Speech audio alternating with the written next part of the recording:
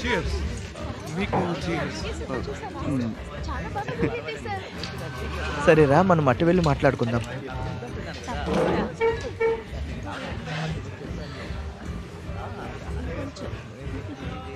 Okay. సర్ప్రైజ్గా ఉంది కదా? నాకు చాలా నచ్చింది.